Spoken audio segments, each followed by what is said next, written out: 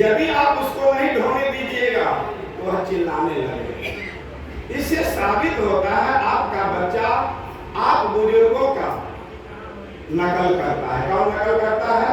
आपका जनरेशन, आपकी पीढ़ी, आपके द्वारा जो लगाया गया बेटा और बेटी रूपी पौधा है वह आपके द्वारा सींचा गया है, आपके द्वारा संस्कार दिया गया है और आपके द्वारा किए हुए कर्मों का नकल करता है।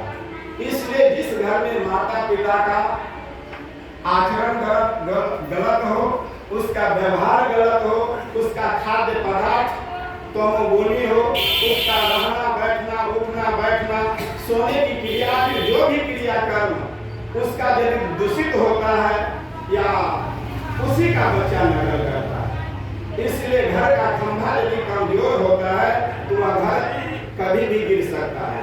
इसलिए माता पिता का आचरण, गुरु का आचरण पवित्र पावन होना चाहिए।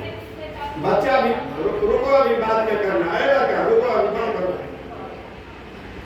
बोलो सदगुरुदेव की जय। इसलिए हम लोग पहले अपने आचरण की ओर देखें, अपने कर्म की ओर निहारें, अपने व्यवहार की ओर निहारें, अपनी रहनी और वृत्ति को देखें। दुनिया को अवगुण को कभी भी देखने का प्रयास मत कीजिए। अपने अवगुण को यदि आप निहारते हैं, अपने दोष को देखते हैं, इशारा मत करो, उसको शांत करो ना, कौन बोल रहा है? बोलो सदगुरुदेव की जय। श्रोताओं, क्या कह रहे हैं? बोलिए आप लोग। नेटवर्क क्षेत्र से बाहर रहिएगा, रिचार्ज नहीं होंगे। कम यहाँ है तो मन को भी यहाँ रखना होगा। क्या कह रहे थे? बोलिए, जोर से बोलिए। अपना बच्चा को अपना आचरण में रखना चाहिए। प्रिय श्रोताओं,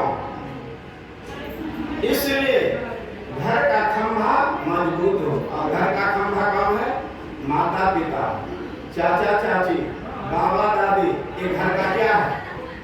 खंभा है। घर का खंभा कमजोर हो तो घर कभी भी गिर सकता है। तू यहाँ से भागता है कि नहीं? कहे आवाज लगाता है? या तो चुप हो, बैठ जाओ, चुपचाप शांति से बैठो। नवयुवक है, लोगों को क्या पता कि सत्संग क्या होता है। बैठ जाओ, लक्ष्य से बैठो, वहाँ खड़े मत रहो, बैठो। अच्छा नहीं लगता खड़े हुए बैठो। प्रिय श्रोताओं, बैठो, वहाँ अच्छा नहीं लगता खड़ा होना, बैठो।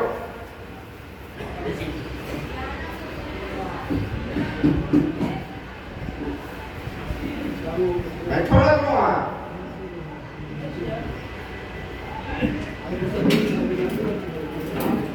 श्रोताओं, आप देखते होंगे समाज में जितने भी बुजुर्ग हैं, चाहे वह गांव में रहता हो, टोला मोहल्ला में रहता हो, छोटे से बाजार में रहते हो या शहर में रहते हो या महानगर में रहते हो, जितने भी बच्चे हैं बुजुर्गों का नकल करता है ना। इसलिए हमारे पीछे हमारा जनरेशन है, हमारी पीढ़ी है, हमारा समाज है, हमारा कल्चर है। इसका जब तक हम लोग ध्यान नहीं रखेंगे, निजी स्वार्थ में फंस जाएंगे तो जितना सम्मान मिलना चाहिए नहीं मिलेगा। निजी स्वार्थ भी होना चाहिए, लेकिन दूसरे को दुख देकर के नहीं। धन इकट्ठा करना चाहिए, लेकिन बेईमानी से नहीं। धन इसलिए इकट्ठा करना चाहिए, धनाद धर्म तथा सुखम। धन से धर्म होता है, अधर्म से पुनः सुख होता है। नहीं, इसलिए धन इकट्ठा करना चाहिए, लेकिन चोरी, हिंसा, बेईमानी और ठगी से नहीं। दूसरे को सता करके नहीं, और झूठ बोलना तो महापाप है। सदगुरु कबीर कहते हैं कि सच बराबर तप नहीं, झूठ बराबर पाप। जाके हृदय साच है, ताके हृदय आप। तपस्वी की संज्ञा सदगुरु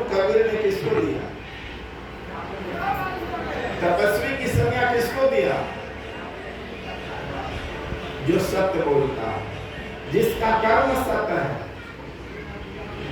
जो स्वप्न में भी किसी को गलत विचार नहीं देता है, हमेशा उसका जीवन ही सत्यमय बन चुका है, उसका कर्म ही सत्य है।